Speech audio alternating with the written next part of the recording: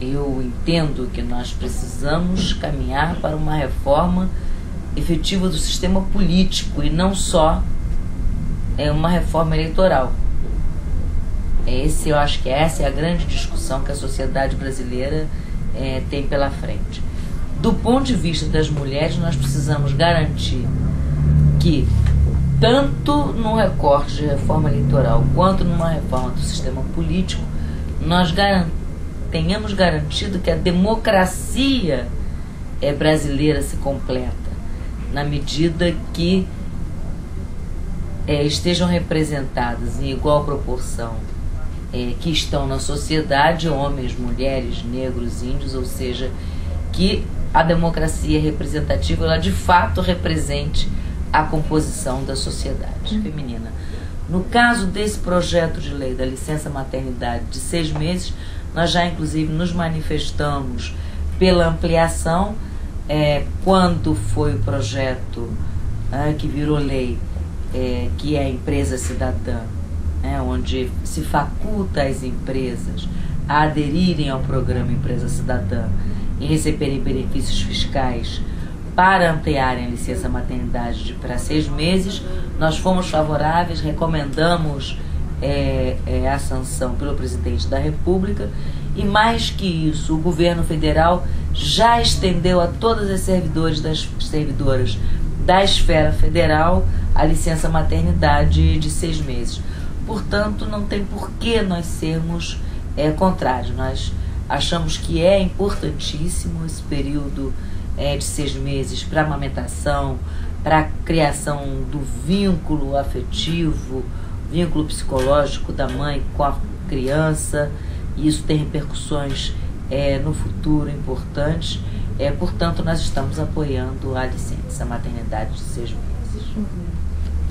Veja bem, parece que o quadro eleitoral para 2010 ele vai se definindo e há a possibilidade concreta de termos pelo menos 3 candidatas à presidência da República, o que é muito bom para o Brasil, o que significa que nós estamos começando a desconstruir preconceitos, discriminações. Isso por si só já é um avanço. A eleição de uma mulher para a presidência da República não deve ser só pelo fato de que ela é mulher, mas pelos seus atributos para governar o país. A Lei Maria da Penha é talvez uma das maiores conquistas nos, 30 e poucos anos de feminismo no Brasil, uma das maiores conquistas da mulher. E é uma conquista da sociedade porque é uma lei que, desde o seu processo de formulação, de votação, ela é exemplar. Há uma discussão no âmbito do Senado Federal do novo Código do Processo Penal. Essa proposta do novo Código do Processo Penal colide com alguns artigos da Lei Maria da Penha e, portanto, coloca em risco artigos importantes da Lei Maria da Penha.